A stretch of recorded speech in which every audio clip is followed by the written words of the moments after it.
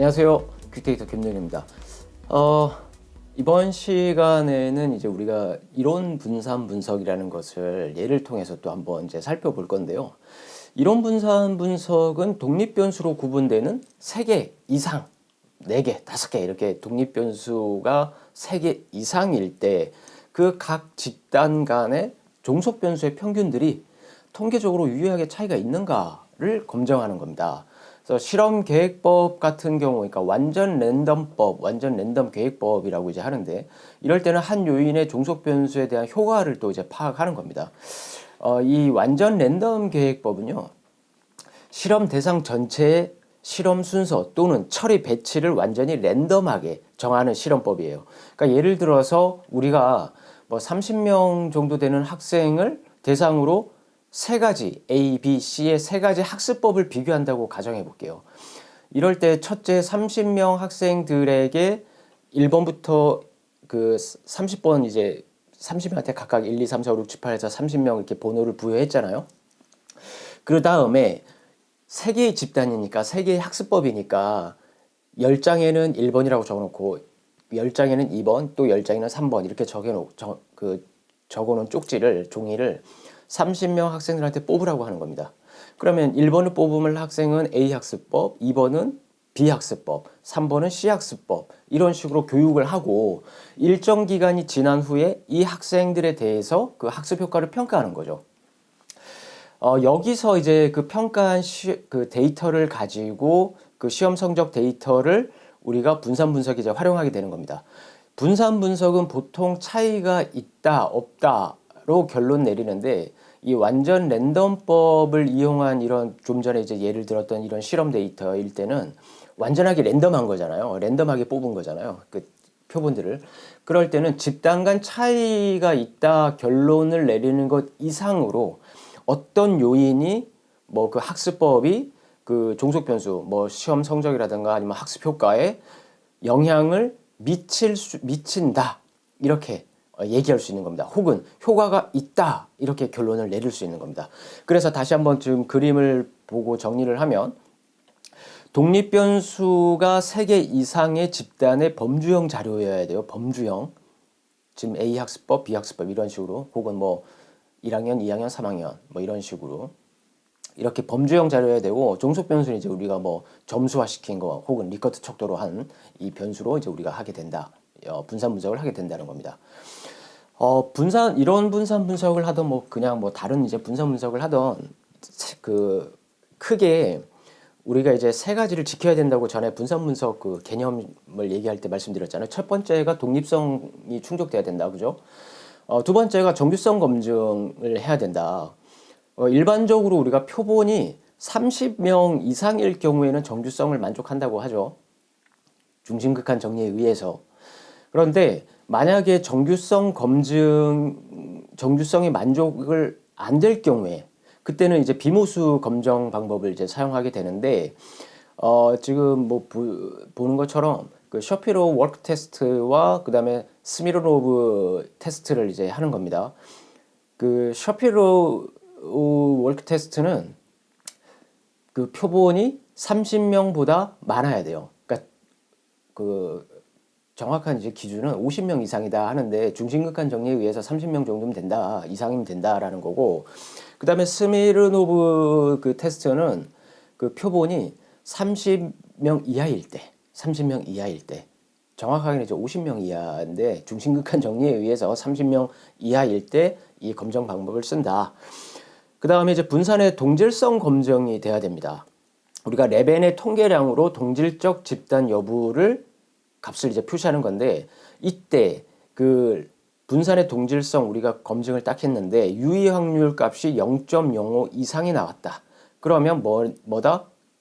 우리가 보통 가설 검증할 때 0.05 미만이다 그러면 유의하다 이렇게 얘기하잖아요. 그런데 이 분산 동질성 검증은 0.05가 넘어가야 돼요. 그래야 유의한 거예요. 그래서 처음에 하시는 분들이 이게 무슨 말이야 되게 헷갈려 하시거든요.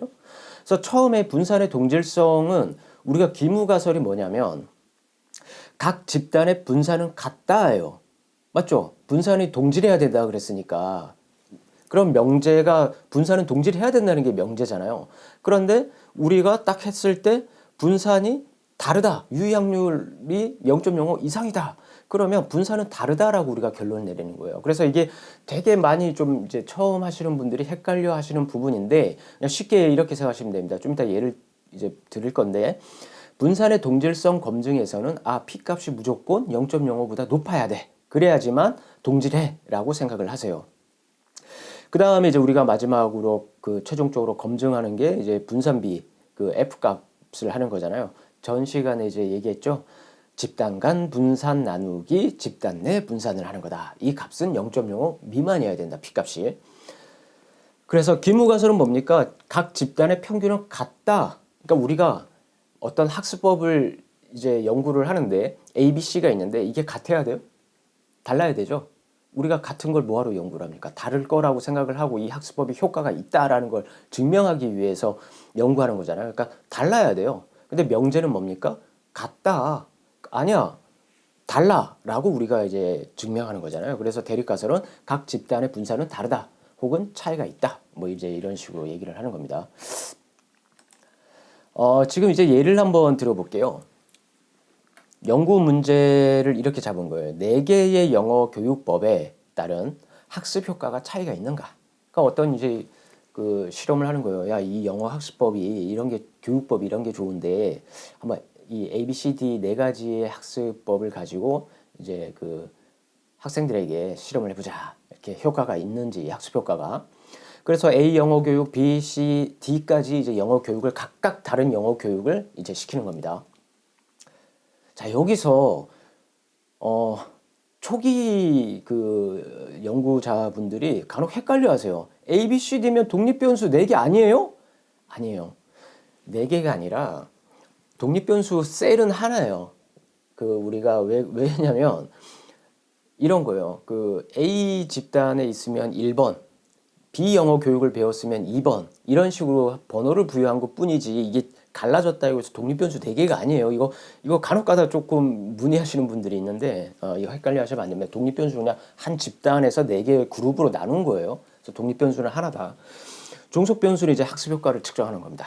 자, 그래서 이제 그 SPSS 기준으로 분석을 누르면 그 이제 평균 비교를 누르고 이론 배치 분산 분석을 이제 클릭을 한 다음에 이론 배치 분산 분석이 이제 그 창이 딱 뜨면 그 지금 그림 좌측 그림에 보듯이 옵션이 있어요. 옵션을 누르면 기술 통계 분산 동질성 검증을 이거 무조건 클릭을 하는 겁니다.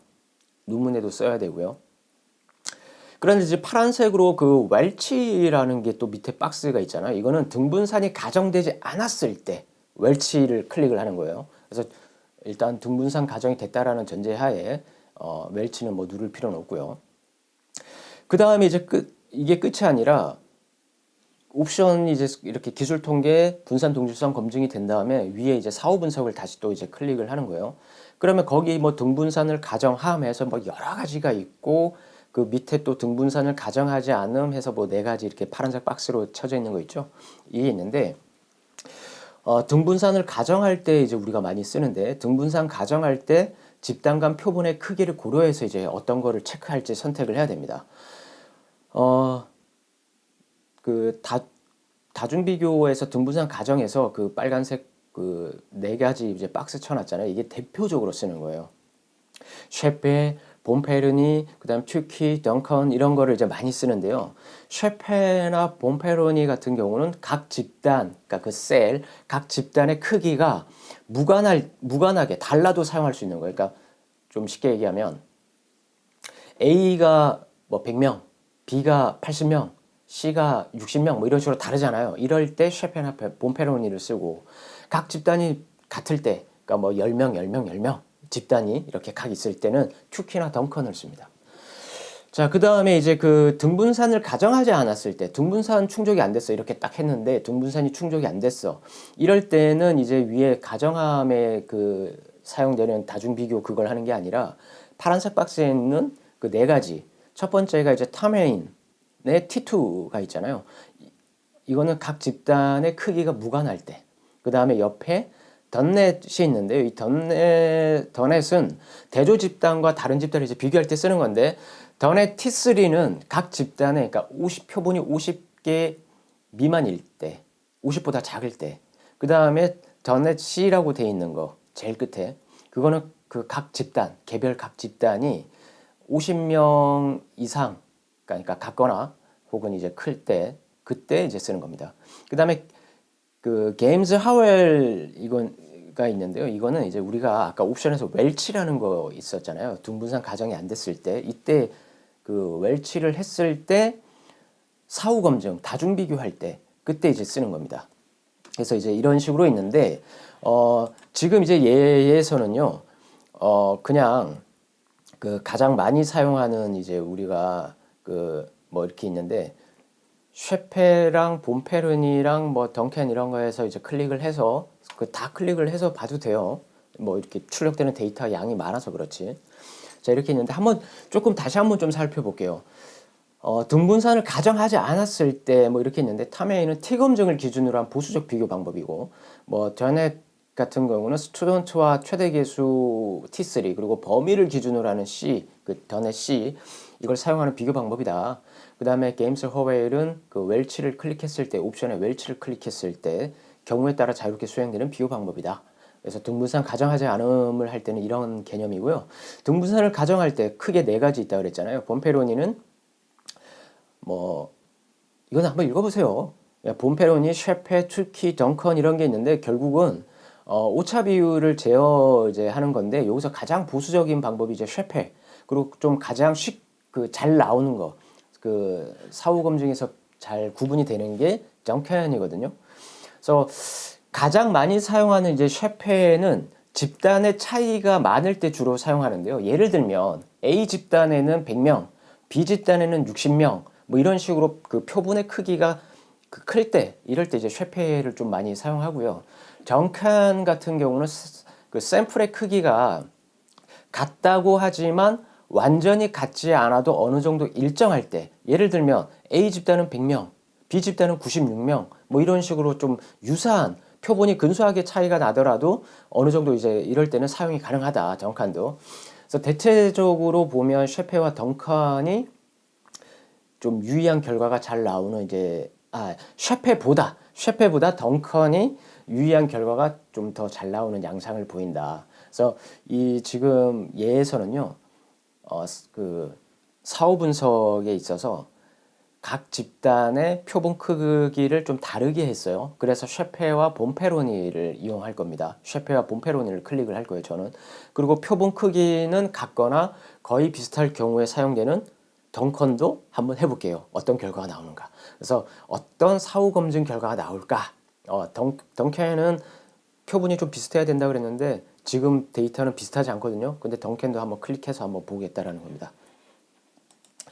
자, 이제 분석을 이제 딱 해서 이제 출력 데이터를 보니까 어떻습니까? 그 A 방법에는 N 54명, B 80명 뭐 이렇게 있는데 학습 효과는 지금 A 방법이 평균이 4.185로 가장 이제 높고 D 방법이 3.832로 그 평균이 가장 낮네요. 그죠? 자, 이렇게 해서 이제 그 논문에는 그 N 그 표본 크기와 평균 그리고 표준 편차를 이제 우리가 사용합니다. 논문에서는. 그 다음에 이제 밑에 분산의 동질성 검증 이렇게 하는데 보통 이제 평균을 기준으로 합니다를 보면 됩니다. 뭐 여러 가지 네 가지의 기준이 나오는데 그냥 평균을 기준으로 한다라는 걸 보면 되는데요. 지금 유의확률이 어떻습니까? 0.515죠. 그 0.05보다 크네. 그래서 P값이 유의확률보다 크기 때문에 분산의 동질성은 만족한다 이라는 겁니다. 이 분산의 그 동질성을 만족하지 않을 때 그 분석 시 그 옵션에 있는 우리가 웰치 그 클릭한다 그랬잖아요. 그리고 사후 분석도 등분산 가정을 필요로 하지 않는 이럴 때는 그 유의하지 않을 때 그 분산 동질성이 유의하지 않을 때 그럴 때는 탐에인이나 더넷을 체크해서 이제 추후 그 다중 비교 같은 걸 하면 되는 겁니다. 어쨌든 지금은 이제 우리가 그 유의 확률 값이 0.05보다 크기 때문에 분산은 동일하다라고 결론을 내렸고요. 최종적으로 지금 아노바가 나왔어요. 아노바는 뭐예요? 우리가 검증하고자 하는 거죠. 차이가 있냐 없냐 이거를. 그런데 유의확률이 0.007이야. P값 0.05보다 작죠. 아노바의 유의확률이. 그래서 학습 방법에 따라 그 네 가지의 영어 교육 그 방법에 따라서 학습 효과가 차이가 있다라는 결론을 내려는 겁니다. 야, 그런데 차이가 있는 건 알겠어. 그러면 어떤 학습 방법에서 학습 효과가 차이가 있는지 이걸 알아야 될 거 아니에요. 그래서 그걸 검증하기 위해서 우리가 사후 검증을 하는 겁니다. 자, 그래서 사후 검증 이제 그 데이터를 딱 보니까 제가 아까 셰페나 본페론이랑 덩컨을 한다 그랬잖아요. 그런데 사후 검증은요, 집단 간 평균값을 비교하고 통계적으로 유의할 때 그 평균값의 크기를 비교하는 분석이잖아요. 그래서 사후 분석의 다중 비교를 할 때 각 집단의 표본 크기가 다른 경우에는 셰페와 본페르니 중 어떤 것을 사용해도 무방합니다. 두 가지 모두 체크해서 분석하는데 그 차이를 더 잘 분류하는 것을 택하면 되는 거예요. 그리고 초기 그 우리가 근데 지금 표에는 셰페나 본페르니가 있는데 아까 그 덩칸도 클릭하지 않았어요? 그런데 덩칸은 다중 비교에는 나오지가 않아요. 이 덩칸은 짝별 비교에서 동반되는 이제 그 평균 차이 95% 신뢰 구간 있죠. 그 옆에 95% 하한 상한 이렇게 돼 있는 거. 이건 제시하지 않아요. 그래서 그럼 덩컨은 언제 쓰는데요? 이거 말고 다음에 그 동질적 부분 집합에서 표시가 됩니다. 덩컨은. 그래서 참고로 지금 이 다중 비교 표 있죠? 이거는 논문에 거의 쓰이지가 않아요. 물론 이제 내용적 기술은 할 수 있겠죠. 이걸 보고. 근데 이제 우리가 좀 더 각 짝별 그 관계들을 A, B, C, D의 이 짝별 관계를 좀 더 면밀하게 보려고 이제 우리가 쓰는 겁니다. 자, 그래서 지금 이렇게 보니까 셰페는 유의확률이 없네? 짝별 비교가 안 되는 거예요. 근데 밑에 본페로니를 보니까 그 A 방법과 D 방법, 그리고 또 밑에 D 방법과 그 A 방법 이렇게 있잖아요. 첫 번째 그 본페로니 A 방법과 D 방법 보니까 평균 차이가 0.35337 이렇게 나왔어. 그리고 유의확률 보니까 0.039. A에서 D를 빼니까 이렇게 양수가 나왔고 밑에 D에서 A 같은 거예요. 거꾸로만 한 거예요. D에서 A를 빼니까 마이너스가 붙겠죠. 그럼 누가 더 크다라는 거예요? 당연히 A 방법이 더 크다라는 거죠. 그래서 그 학습 효과 차이는 유의하다. 이 A와 D 방법 간에는. 그래서 유의확률이 0.039다. 0.05 이제 미만이니까 유의하다. 그래서 A와 D를 빼니까 0.353 뭐 이런 값이 나왔다. 그래서 결국은 영어 교육 A 방법이 D 방법보다 학습 효과에 있어서 0.35점만큼 높은 결과가 있더라라는 겁니다. 그래서 이제 마지막으로 사후 검증의 이제 마지막 동질적 부분 집합을 하는 건데 이게 이제 논문에 쓰이는 거예요. 이 동질적 부분 집합이라는 것은 유사한 집단, 그러니까 차이가 없는 집단끼리 하나의 집단으로 그룹화한다는 겁니다. 그래서 유의 수준 0.05에 대한 1번과 2번의 집단으로 그 보면 1과 2로 구분되어 있잖아요. 그 되게 차이가 있다라는 걸 의미하는 건데요. 그 덩칸 이제 덩칸 나오네요. 덩칸이 비교한 거를 보면 그룹화한 걸 보면 D와 D 방법과 B 방법이 1번에 그룹돼 있고 C 방법과 A 방법이 그룹이 이렇게 돼 있잖아요. 근데 크기가 누가 더 큽니까? C와 A가 4.12로 4.185로 D와 B 3.5보다는 크잖아요. 그래서 크기가 B와 D가 A와 C 집단이 A 교육과 C 교육이 B 교육과 D 교육보다 높다라고 이제 우리가 판단을 내리는 겁니다. 그다음에 이제 쉐페를 보면 지금 여기서 보면 B 방법과 C 방법을 보면 1번에도 속하고 2번에도 속하죠. 그렇죠. 그래서 이거는 유의한 차이가 그 모두 속해서 속하지 않은 1번과 2번에 그 속해 있는 D와 A와 뭡니까? 유의한 차이가 없다라는 뜻이에요. 그러니까 비교할 필요가 없다라는 거예요. 근데 1과 2에 그 모두 표시된다라는 것은 결국은 1번에도 속하고 2번에도 속하고 이런다라는 뜻이에요. 그래서 비교할 필요가 없다라는 겁니다. 그러면 이제 비교할 수 있는 건 뭡니까? D 방법 3.882가 있고 A 방법 4.185 이렇게 있잖아요. 그럼 누가 더 커요? 4.185 A 방법이 더 크죠? A의 그 영어 교육 방법이. 그런데 우리가 여기서 고민해야 될 거. 지금 아까 그 크기를 보면 지금 N 보면 50명, D 방법 50, B 방법 80, C 방법 72명, A 방법 54명 이렇게 있잖아요. 표본이 좀 많이 좀 차이가 나는 거 아닌가요? 그럼 이제 우리가 뭘 써야 돼요? 정카는 좀 어느 정도 유사하거나 같아야 되잖아요. 근데 쉐페는 달라도 쓰는 거니까. 그럼 우리가 쉐페로 해석을 해야겠죠. 그죠? 그래서 결국은 이 학습 효과는 뭡니까? 어떤 그 영어 교육 방법이 좋은 거예요? A 영어 교육 방법이 가장 좋다. 이렇게 우리가 판단할 수 있는 겁니다. 그래서 논문 보고용 표는 이제 그 종속 변수, 학습 효과, 그다음 그룹 이렇게 있고 N 표본 크기, 그다음에 평균, 표준 편차, 그다음 F 값, 그다음 P 값, 그다음 쉐페의 사후 검증. 쉐페로 사후 검증했으면 쉐페, 덩칸으로 했으면 덩칸 이렇게 써주면 되는 거예요. 그런데 이 사후 분석의 그 표기는요, 학과 그리고 학술지마다 조금 이제 상이하니까 뭐 위첨자 따라서 크기를 비교하기도 하거든요. 그래서 그거는 학과에 맞춰서 그냥 쓰면 된다. 자, 좀 이게 아쉬워서 다시 좀 하나를 예를 좀 간단하게 드리고 끝낼게요. 또 이런 생각을 해봤어요. 야, 식생활 습관에 따라서 콜레스테롤의 차이가 있느냐라는 것을 이제 연구를 하는 겁니다. 그래서 독립변수 집단은 A는 채식, B는 일반식, C는 육식 이렇게 있어요. 그래서 15명, 15명 이렇게 15명 이렇게 각 15명 집단을 총 45명을 가지고 한 겁니다. 그래서 종속변수는 당연히 이제 이런 그 식생활 습관이 혈중 콜레스테롤에 어떤 차이가 있을까 이걸 보는 겁니다. 그런데 각 집단의 표본이 15명이죠. 15명이잖아요. 근데 우리가 그 중심극한 정리에 의해서 각 집단이 30명 이상이 돼야 정규성을 충족할 수 있다고 했잖아요. 각 집단이 30명이 안 되네. 그래서 정규성 검증을 별도로 시행해야 됩니다. 그 제가 초기에 말씀드렸던 그 샤피로 워크 테스트를 하거나 스미르노브를 이제 하는데 지금 우리가 15명보다 작잖아요. 근데 보통 이제 이게 영어 표현이어서 그렇지 그냥 그 데이터 분석 있잖아요.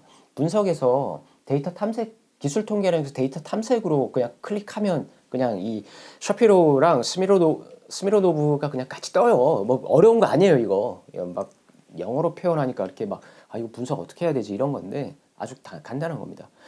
그래서 두 개를 그냥 동시에 다 해보면 될 것 같아요. 뭐 정확한 거는 우리가 이제 스미르노브를 가지고 해야겠죠. 근데 이게 잘 안 나올 때가 있어. 표분수가 적으니까. 그렇다고 표분을 제거할 수도 없어. 너무 적으니까. 그럴 때는 뭐 외도와 첨도 또 가지고 이 그 절대값 기준으로 2에서 4 범위 이걸 가지고 또 하기도 합니다. 어쨌든 뭐 지금 이 정규성 검증하는 게 아니니까 이제 가정이 됐어요. 충족됐어요. 이 결과에서는. 자, 그래서 이제 또 분석을 딱 했어요. 그래서 처음에 이제 그걸 보니까 채식, 일반식, 육식 그 각각 15명씩 있고 평균은 뭐 이렇게 있는데 보니까 지금 육식이 247.93이 나왔어요. 혈중 콜레스테롤이 가장 높아요. 육식이. 그 다음에 분산 동질성 검증을 보니까 지금 0.873 나왔어요. 유해확률이 0.05보다 크네. 분산 동일하다라고 결론 내렸어요. 자, 이제 아노바 검증을 했어요. 그랬더니 유해확률이 0.000 이렇게 나왔어. 식생활 습관에 따라서 혈중 콜레스테롤에는 차이가 분명히 있다라고 이제 우리가 판단을 한 겁니다. 그래서 최종적으로 다중 비교로 이제 해봤죠.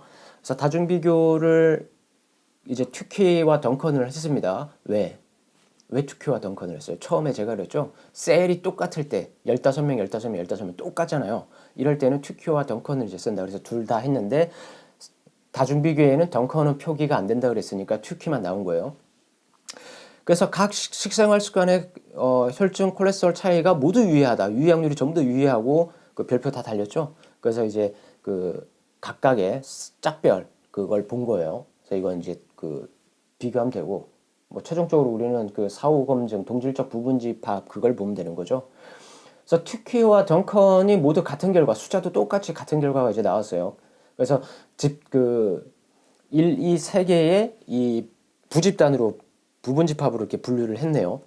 그래서 이제 보니까 식생활 습관에 따라 혈중 콜레스테롤 차이를 비교하니까 가장 그 낮은 게 채식, 그 다음에 일반식, 그리고 육식이 가장 높더라. 그래서 이제 우리가 뭐 채식은 뭐 극소수일 거고 일반식이 육식보다는 낫겠죠. 자, 그렇게 해서 이제 이런 식으로 이론 분산 분석을 할 수 있다라는 겁니다. 그래서 이론 분산 분석은 이거 외에도 차이 비교 말고도 보통 그 연구 모형 수립해서 어떤 가설간 관계에 그 어떤 거에 영향을 미칠 것이다 이럴 때 일반적 특성 뭐 저 학력 그다음에 뭐 지역 소득 구간 뭐 기타 등등 이런 걸 이제 범주화 시켜서 또 그 각 개별 연구 모형에 사용되는 개별 변수들의 또 차이 또 비교도 합니다. 그렇게도 이제 논문에 많이 쓰입니다. 자, 이제 이론 분사 분석을 마쳤고요. 다음에 또 뭐 이온 분산 분석을 이제 또 준비해서 또 강의를 준비해서 찾아뵙도록 하겠습니다. 네, 감사합니다.